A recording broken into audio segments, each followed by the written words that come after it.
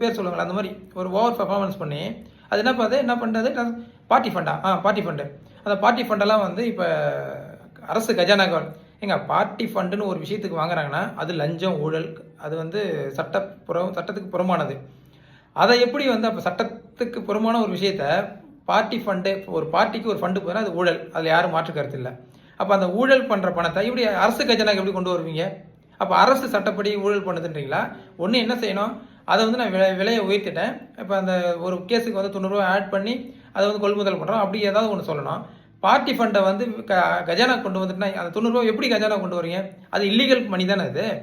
இப்போ இல்லீகல் மணி எப்படிங்க கொண்டு வந்தீங்க? அதுக்கு எந்த பிளான் ஏதாவது சொல்லியிருக்கீங்களா? சொல்லலை. எப்படி 717 கடைக்கு வந்து விவரம் அறிவிக்கல, அந்த மாதிரி இதையும் அறிவிக்கலை. ஆனால் அவரே கிளைம் பண்ணிக்கிறாரு, நான் வந்து பண்ணிட்டேன்னு சொல்லிட்டேன். அங்கே தான் வந்து எதிர்க்கட்சி தலைவராக இருக்கிறவர் எழுந்து நின்று கேட்குறாரு, பார்ட்டி ஃபண்டு சொல்லுங்க, என்ன ஆதாரத்தில் சொல்கிறீங்க அப்படின்னு கேட்குறாரு. சபாநாயகர்கிட்ட உடனே அப்போ ஃபேஸ் ரியாக்ஷனை பாருங்கள், நம்ம அண்ணன் விஜய்க்கு உடனே முழிப்பார், என்னடா இது உடனே எதிர்த்து கேள்வி கேட்டார். நம்ம ஸ்கிரிப்ட் ரைட்டர் எதுவும் சொல்லிக் கொடுக்கலையே, நம்ம ஒன்று ஃப்ளோவில் பேசிக்கிட்டே இருப்போம். சபாநாயகர் வந்து முதலமைச்சர் பேசும்போது யாருமே எடுத்து பேச மாட்டாங்க, அதான் வந்து வழக்கமாக நடக்கிறது. அப்போ யாருமே கேட்க மாட்டாங்க, நீங்கமான அடிச்சு தள்ளிட்டு போய்கிட்டே இருக்கலாம். அதுக்கப்புறம் அவங்க பதில் சொல்லிக்கிட்டு எதனா பண்ணிக்கிட்டா நம்ம அதை வச்சு நம்ம வைப்பு ரீல்ஸ் எல்லாம் போட்டுக்கலாம், மியூசிக் பேக்ரவுண்ட்லாம் போட்டுக்கலாம் அப்படின்னு சொல்லிட்டு சொன்னாங்க.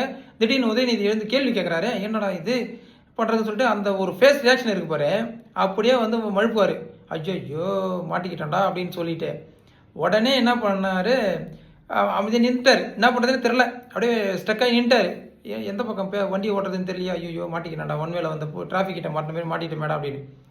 சபாநாயகர் குறுக்க வந்து காப்பாற்ற ட்ரை பண்ணார். ஐயா நீங்கள் உட்காருங்க, ஏதாவது நோட்ஸ் எடுத்து வச்சிங்க, எதிர்க்கட்சி தலைவருக்கு கடைசியாக பேச டைம் கொடுக்குறேன், அது வரைக்கும் முதல்வர் கண்டினியூ பண்ணுறோம், நீங்கள் உட்காருங்கன்னு சொல்கிறாரு சபாநாயகர். ஆனால் அவர் உதயநிதி விடுற மாதிரி இல்லை, நீங்கள் ஆதாரத்தை சொல்லிட்டு பேசுங்க எதுக்கு. அப்புறம் இவர் சொல்கிறாரு ஆதவஜனா, அவர் பார்ட்டி ஃபண்டு தான் சொன்னார், எந்த பார்ட்டிக்குன்னு சொல்லலை அப்படின்னு. அதுக்கும் உதயநிதி சொல்கிறாரு, பார்ட்டி எந்த பேருன்னு சொல்லுங்க, அதை நாங்கள் ஃபேஸ் பண்ண தயாராக இருக்கோம், பார்ட்டி பேரை சொல்லுங்க, நீங்கள் தைரியமான ஆள் தானே, பார்ட்டி பேரை சொல்லுங்கன்றாங்க. அப்போ அந்த ஸ்பாட்டில் நீங்கள் பார்ட்டி ஃபண்டுன்னு ஒன்று சொல்கிறீங்க, அதுக்கு உதயநிதி நீங்கள் தைரியமான ஆள் தானே, பேர் சொல்லுங்க, எந்த பார்ட்டின்னு சொல்லுங்க, நாங்கள் ஃபேஸ் பண்ணுறோன்னு கேட்குறாரு. அப்போ நீங்கள் சொல்ல வேண்டியதானே, டிஎம்கேவோ ஏடிஎம்கேவோ கம்யூனிஸ்டோ விசிகேவோ ஏதோ ஒரு கட்சி பேர், காங்கிரஸோ, இந்த கட்சிலாம் இது வரைக்கும் பார்ட்டி ஃபண்டு வாங்கியிருக்குன்னு சொல்ல வேண்டியதானங்க. அப்போ சொல்கிறதுக்கு ஏன் உங்களுக்கு தைரியம் இல்லை? அப்போ ஸ்கிரிப்டில் இல்லையா, எழுதி கொடுக்கலையா, இந்த மாதிரி கேள்வி கேட்ட அப்படி பதில் சொல்லணும்னு சொல்லி கொடுக்கலீங்களா? சொல்லுங்கண்ணா விஜயண்ணா, உங்களுக்கு சொல்லி கொடுத்தவங்க சொல்லி கொடுக்கலையா? அப்படியே முழிக்கிறீங்க, டக்குன்னு ஸ்டக்காகி நிற்கிறீங்க. அதுக்கப்புறம் வந்து ரெண்டு பக்கம் கலவரம் வந்து இவர் இஷ்டத்துக்கு பேசிக்கிட்டே இருப்பார், அளந்து எந்த ஆதரவும் இல்லாமல் பேசினா எப்படி நம்ம கேட்டுக்கிட்டு இருக்க முடியும்?